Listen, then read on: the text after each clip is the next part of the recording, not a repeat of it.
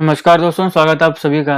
इस वीडियो में हम बात करेंगे international day of plant health के बारे में। इस वीडियो में हम देखेंगे कि international day of plant health कब मनाया जाता है, इसका एम क्या है और प्लांट हेल्थ को क्या कंसर्न है जिसकी वजह से हमें एक पूरा दिन मनाना पड़ा international day of plant health के रूप में, ताकि हम प्लांट हेल्थ के बारे में दुनिया को, जनरल पब्लिक को अवेयर कर सकें। इसके अलावा काफी इंपॉर्टेंट डेज और डेट्स मैंने ऑलरेडी कवर किए हैं, अगर आप चाहें तो देख सकते हैं। मैं पूरी की पूरी प्लेलिस्ट का लिंक आपको डिस्क्रिप्शन बॉक्स में दे दूंगा। वो सारे ही सारे आपके एग्जामिनेशन के लिए इंपॉर्टेंट हैं, अगर आप चाहें तो उन्हें देख सकते हैं। चलिए, तो अब इस बार 2022 में ये international day of plant health first time मनाया जा रहा है। इससे पहले इसको नहीं मनाया गया था। यूनाइटेड नेशन जनरल असेंबली ने मार्च 2022 में ये रिजोल्यूशन पास किया कि हम 12 मई को international day of plant health IDPH के रूप में मनाएंगे, ताकि जनरल पब्लिक को, जनता को अवेयर किया जा सके regarding the safety of plants and the importance of protecting plant health, कि प्लांट्स की सेफ्टी क्यों जरूरी है और इसके साथ साथ प्लांट हेल्थ को भी प्रोटेक्ट करना क्यों जरूरी है। किस किस से प्लांट हेल्थ को खतरा है? आपको पता है, पेस्ट से खतरा है, इन्वेजिव प्लांट्स से खतरा है। तो इन सारों के बारे में अवेयरनेस फैलाई जा सके ताकि प्लांट्स को प्रोटेक्ट किया जा सके। तो इन सारी चीजों के लिए जनता को अवेयर किया जा सके ताकि हम प्लांट्स को प्रोटेक्ट कर सकें। अब इसके ऑब्जेक्टिव क्या हैं? देखिए, टू इंक्रीज अवेयरनेस, अवेयरनेस फैलाई जाए regarding importance of keeping plants healthy. अब यहाँ पे एक बात आती है सस्टेनेबल डेवलपमेंट गोल्स की। देखो, सस्टेनेबल डेवलपमेंट गोल्स की जब हम बात करते हैं, उसमें से 17 हैं टोटल हमारे सस्टेनेबल डेवलपमेंट गोल्स, जो हमने कब तक अचीव करने हैं? 2030 तक हमने इसको अचीव करना है। थोड़ा सा इसका बैकग्राउंड देता हूं कि पहले होते थे मिलेनियम डेवलपमेंट गोल्स, ये चले 2000 से 2015 तक, और फिर 16 से 30 तक अभी हैं सस्टेनेबल डेवलपमेंट गोल्स। तो टोटल 17 हैं। उन 17 में से जो दूसरा है, पॉइंट 2 जो है सस्टेनेबल डेवलपमेंट गोल 2, वो है जीरो हंगर। यानी हमारा ये एम है कि पूरी दुनिया में कोई भी हमारा जो व्यक्ति है, ह्यूमन बीइंग है, वो हंगर से ना मरे, भूख से ना मरे, भूखा ना रहे। ठीक है, तो ये हमारा सेकंड गोल है, SDG sustainable development goal second, that is zero hunger. तो उसे अचीव करने के लिए प्लांट्स की हेल्थ जो है वो बहुत ज्यादा जरूरी है। तो अगर हम प्लांट्स हमारे हेल्दी रहेंगे तो हम उसका खाना खाएंगे, मतलब प्लांट्स को खाएंगे ऑब्वियसली, और फिर हम जीरो हंगर जो है उसको खत्म कर पाएंगे। तो इसलिए अवेयरनेस फैलाई जाए ताकि जो प्लांट्स की हेल्थ है उसके ऊपर जनता जो है वो काम करे, और जो गवर्नमेंट्स हैं वो भी वैसी ही पॉलिसीज बनाएं एग्रीकल्चर के पर्सपेक्टिव से, जिसमें प्लांट्स की हेल्थ को मेंटेन किया जाए, उसको सही किया जाए। इसके अलावा to minimise the risk of spread of plant pests through international travel and trade. अब क्या होता है, कई बार इंटरनेशनल ट्रैवल और इंटरनेशनल ट्रेड की वजह से, कि जैसे हमने मान लो कि भारत ने कुछ सामान किसी एक्स देश से मंगा लिया, अब देश से जो सामान मंगाया, सामान के साथ साथ वो पेस्ट भी ले आया। पेस्ट क्या होता है? कीड़े मकोड़े जो खराब कर देते हैं प्लांट्स को, खेती को। तो उसमें वैसा पेस्ट भी आ गया। अब यहाँ पे आके उसको अच्छा अगर ब्रीडिंग ग्राउंड मिल गया तो बस वो ब्रीड करके पॉपुलेशन बढ़ाएगा और हमारे यहाँ पे जितनी भी हमारे प्लांट्स हैं उनको हानि पहुंचाएगा। तो स्प्रेड ऑफ प्लांट पेस्ट जो है उसको भी रोका जाए, जो कि इंटरनेशनल ट्रेड और ट्रैवल की वजह से आता है। तीसरा इसका ऑब्जेक्टिव है to strengthen early warning system to protect plant health.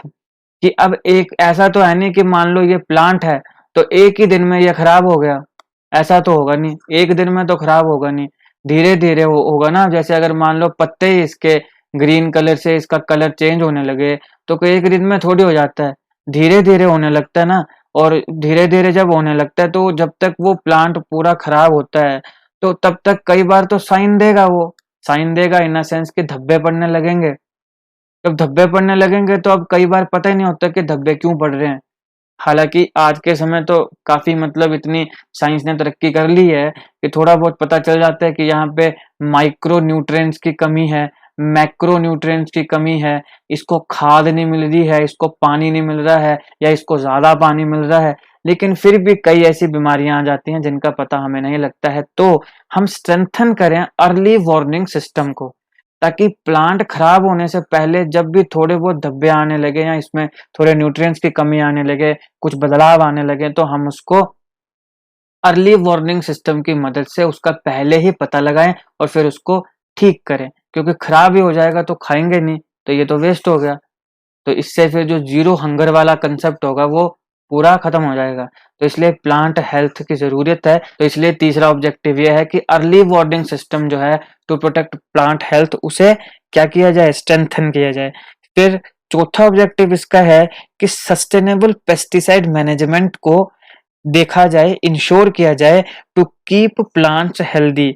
अब सस्टेनेबल पेस्टिसाइड मैनेजमेंट है कि ऐसा नहीं है कि तुमने अगर एक सब्जियां उगाई हैं तो भी मन करे अच्छा जी हमने नई सब्जियां उगाई हैं तो पेस्टिसाइड लेकर आए हैं तो उसको छिड़कते रहो, ऐसे थोड़ी छिड़कते रहना है। जब एक पूरा जो पेस्टिसाइड मैनेजमेंट है, सस्टेनेबल पेस्टिसाइड मैनेजमेंट है, उसके हिसाब से हमने पेस्टिसाइड छिड़कना है कि जब जरूरत है तभी छिड़कना है। ऐसा नहीं कि भाई नया नया आया चलो जी छिड़क दे रहो, समझ रहे हो? तो ऐसा नहीं है। आपने, कई लोग ऐसा करते हैं कि जितनी जरूरत नहीं है उससे ज्यादा छिड़क देते हैं या कई बार कम छिड़कते हैं, राइट। और मैं तो ये कहूंगा कि अभी ज्यादा से ज्यादा अगर आप में से कोई खेती करता है तो ज्यादा से ज्यादा आप ऑर्गेनिक खेती की तरफ ही चलिए, राइट। ऑर्गेनिक खेती की तरफ इसलिए चलना है आपने क्योंकि उससे एक तो प्लांट की हेल्थ भी इम्पोर्टेंट है, वो भी इससे ठीक रहेगी। उसके साथ साथ हमारे केमिकल्स की वजह से क्या हो रहा है, जो पेस्टिसाइड्स है कई बार, उसकी वजह से क्या हो रहा है कि सॉइल जो है हमारी वो बंजर बनती जा रही है। सॉइल में भी कई बैक्टीरिया और फंगस होते हैं जो कि सॉइल के लिए इम्पोर्टेंट है। जैसे कि कुछ बैक्टीरिया हैं जो हमारी बॉडी के लिए भी इम्पोर्टेंट है, जिसको हम नॉर्मल फ्लोरा बोलते हैं। तो उसी पर है ना, हमारी बॉडी में भी इस समय क्या है ना कि बहुत ज्यादा बैक्टीरियाज हैं। उसी प्रकार से सॉइल में भी कई बैक्टीरिया और कई फंगस होती है जो इसके लिए अच्छी है, घातक नहीं है, जो सॉइल के न्यूट्रिएंट्स को बनाए रखने में मदद करती है। तो जब बहुत ज्यादा पेस्टिसाइड्स का यूज होता है तो वो धीरे धीरे जब बैक्टीरिया वायरस मरते जाते हैं, उससे क्या है कि सॉइल जो है वो एकदम से ऐसा चलता रहा तो बंजर बन जाएगी। तो इसके ऊपर हमारे जो सदगुरु हैं, आई होप आप में से सारे ही जो लोग जानते होंगे सदगुरु को, श्री जग्गी वासुदेव जी को, उन्होंने एक मिशन चलाया हुआ है सेव सॉइल, ठीक है ना, सेव सॉइल। तो आपसे भी जो यंगस्टर्स हैं, आप जैसे जितने भी यंगस्टर इस वीडियो को देख रहे हैं वो भी इस इनिशिएटिव के साथ जुड़ें और हम भी लोगों को अवेयर करें कि पेस्टिसाइड्स हमने कम से कम यूज करने हैं।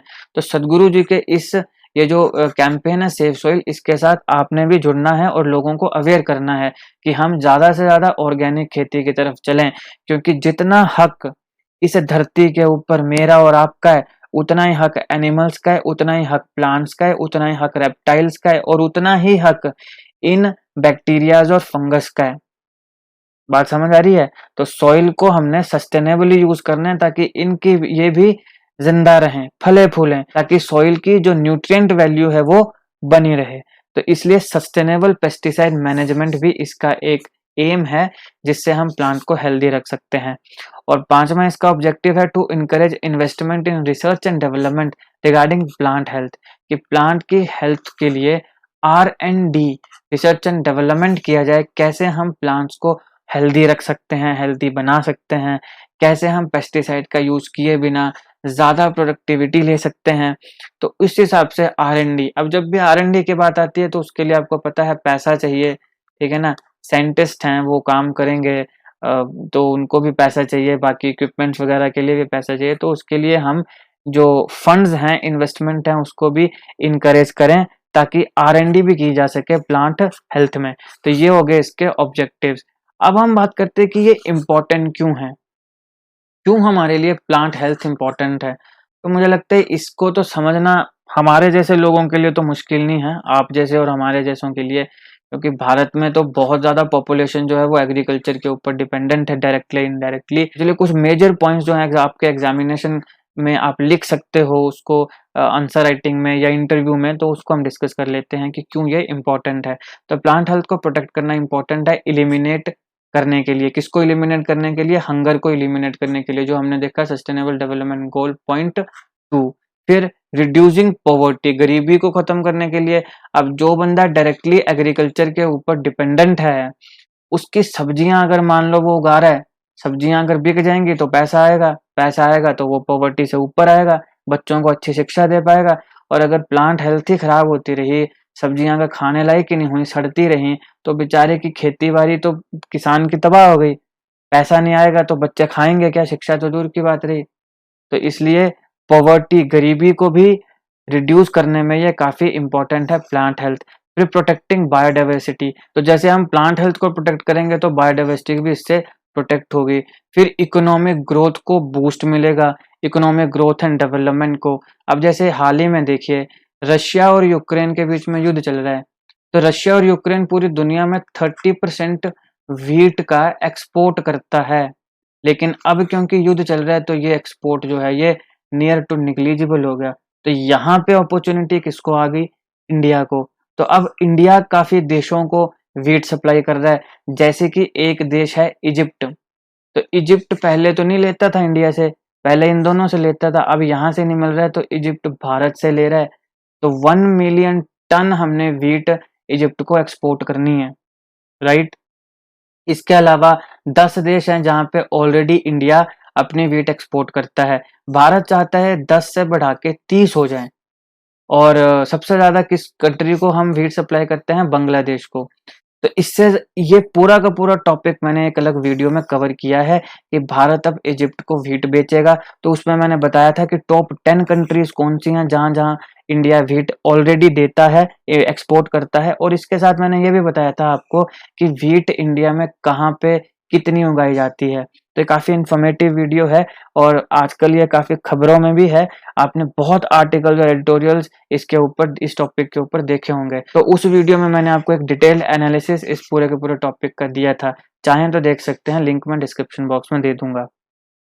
तो अब इससे क्या हो रहा है, जब हमारी व्हीट हम ज्यादा एक्सपोर्ट कर रहे हैं तो फिर इकोनॉमिक हमारी ग्रोथ और डेवलपमेंट को भी क्या मिल रहा है, बूस्ट मिल रहा है। तो इसलिए प्लांट हेल्थ जो है वो जरूरी है। और प्लांट हेल्थ को प्रोटेक्ट करना इसलिए भी जरूरी है क्योंकि प्लांट जो है वो 80% हमारी जो फूड की नीड्स हैं और 98% जो ऑक्सीजन की नीड है उसको पूरा करता है। समझो प्लांट्स की, ट्रीज की इंपॉर्टेंस क्या है हमारी लाइफ में।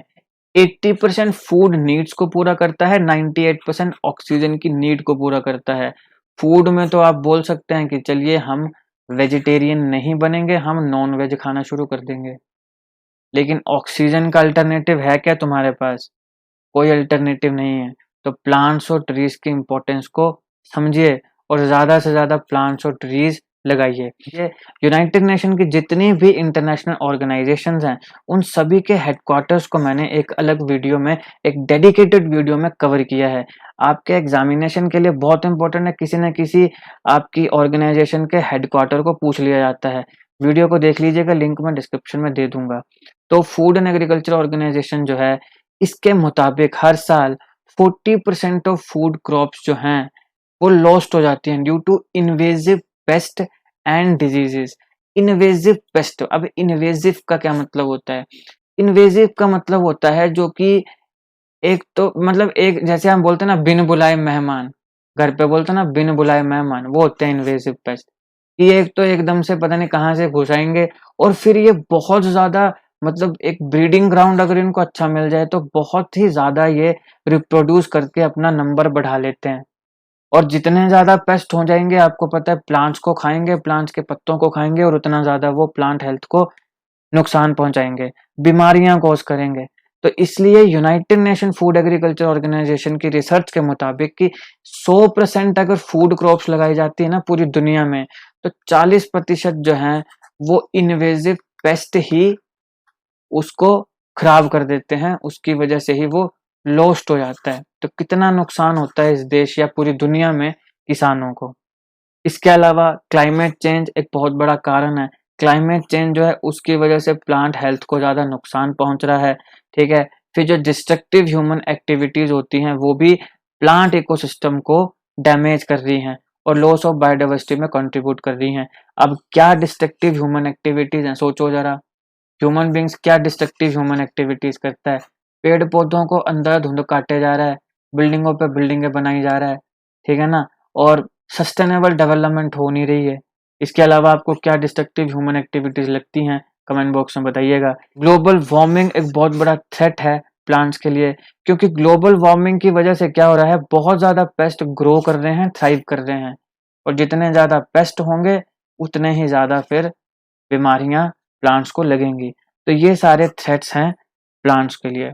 अब पेस्ट और डिजीज जो अटैक करते हैं प्लांट्स को, वो डैमेज कर रहे हैं एग्रीकल्चर को। जैसे मैंने बताया कि सब्जियों के ऊपर अगर पेस्ट लग गए, सब्जियां खराब हो गई, अब कौन खाएगा। अब इसकी वजह से क्या होता है कि इसकी वजह से फूड इनसिक्योरिटी ग्रो हो रही है ऑल ओवर द वर्ल्ड।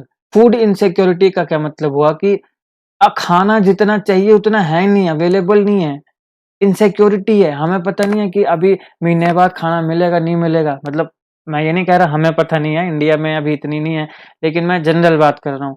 तो जैसे जैसे प्लांट हेल्थ खराब होती जाएगी, पेस्ट और डिजीज की वजह से एग्रीकल्चर खराब होता जाएगा, डैमेज होता जाएगा, तो फूड इनसिक्योरिटी जो है पूरी दुनिया में वो बढ़ती जाएगी। इसकी वजह से और क्या होगा, रूरल जो लिवलीहुड्स हैं, अब गांव देहात में मैंने जैसे बताया बहुत ज्यादा लोग जो है वो एग्रीकल्चर के ऊपर डिपेंडेंट हैं।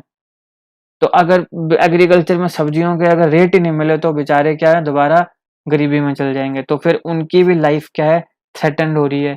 और इसके अलावा एक रिसर्च के मुताबिक प्लांट डिजीजेस की वजह से ग्लोबल इकोनॉमी, पूरी दुनिया को प्लांट डिजीजेस की वजह से 220 बिलियन यूएस डॉलर्स का नुकसान होता है।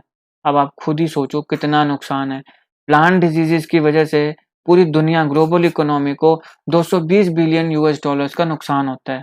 और जो इन्वेजिव इंसेक्ट्स होते हैं, ठीक है ना, इन्वेजिव पेस्ट होते हैं, पेस्ट हैं, इंसेक्ट हैं, इससे पूरी दुनिया को, ग्लोबल इकोनॉमी को 70 बिलियन यूएस डॉलर्स का नुकसान हो रहा है। प्लांट डिजीजेस की वजह से कितना हो रहा है, 220 बिलियन यूएस डॉलर, और इन्वेजिव इंसेक्ट्स की वजह से 70 बिलियन यूएस डॉलर। इतना नुकसान हो रहा है हमारी ग्लोबल इकोनॉमी को, प्लांट हेल्थ को जब प्रोटेक्ट नहीं किया जा रहा है। तो आई होप कि ये सारी की सारी चीजें इनफ हैं आपको समझने के लिए कि प्लांट हेल्थ क्यों जरूरी है और क्यों हमें ये डे मनाना पड़ा। अब देखिए हम बात कर रहे हैं international day of plant health की। मैंने आपको बताया मार्च 2022 में रिजोल्यूशन पास किया गया कि 12 मई को हम international day of plant health मनाएंगे। लेकिन यहाँ पे ये भी बड़ा इंपॉर्टेंट है याद रखना, क्योंकि इससे भी सवाल पूछा जा सकता है कि यूनाइटेड नेशन ने 2020 को डिक्लेयर किया था international year of plant health. तो कई बार यूनाइटेड नेशन जो है वो एक इंटरनेशनल ईयर और एक इंटरनेशनल डिकेड जो है उसको भी घोषित करता है। इसके ऊपर भी मैं एक सेपरेट वीडियो लेकर आऊंगा बहुत जल्द, तो आप मेरे चैनल को सब्सक्राइब अवश्य कर लें। तो 2020 में इन्होंने international year of plant health declare किया था यूनाइटेड नेशन ने। अब इसके अंडर 2020 में कुछ ना कुछ एक्टिविटीज होनी थी, लेकिन फिर वो नहीं हो पाई। किसके कारण, एक ही है, सबको पता है, कोविड-19 के कारण। कोविड-19 के कारण खेलो इंडिया गेम्स नहीं हुई, कोविड-19 के कारण इनविक्टस गेम्स नहीं हुई। ये दोनों अभी हो रही हैं, इनविक्टस तो हो चुकी हैं, खेलो इंडिया हो रही हैं। इनके ऊपर भी मैंने वीडियोस बनाई हैं, चाहें तो देख सकते हैं, लिंक मैं डिस्क्रिप्शन में दे दूंगा। तो जैसे खेलो इंडिया गेम्स नहीं हुई, इनविक्टस गेम्स नहीं हुई, वैसे ही कुछ एक्टिविटीज जो यूनाइटेड नेशन ने सोचा था कि 2020 में होंगी, कोविड की वजह से वो नहीं हुई। तो इसलिए फिर international year of plant health, इसको जुलाई 2021 तक, 1 जुलाई 2021 तक एक्सटेंड कर दिया गया था, ताकि जितने भी पेंडिंग एक्टिविटीज हैं उन सारों को कंप्लीट किया जा सके, जो सीवरली डिसरप्टेड थी, जो नहीं पूरी हो पाई due to corona virus pandemic. तो यहाँ पे आपको इसके एक तो international day of plant health याद रखना है, और कब से शुरुआत हुई, इस साल से ही शुरुआत हुई है। कब मनाया जाता है, 12 मई को मनाया जाता है। क्यों जरूरी है, हमने सारे ऑब्जेक्टिव देख लिए, हमने सारी चीजें देख ली। और इसके साथ आपने याद रखना है कि यूनाइटेड नेशन ने 2020 को डिक्लेयर किया था international year of plant health, जो कि 1 जुलाई 2021 तक एक्सटेंड किया गया due to corona virus pandemic. I hope आपको सब कुछ समझ आया हो। अगर आपको वीडियो अच्छी लगी हो तो लाइक करिएगा, शेयर करिएगा। ऐसे ही जीके वीडियोस के लिए हमारा चैनल अभी सब्सक्राइब करिएगा। Thank you so much for watching.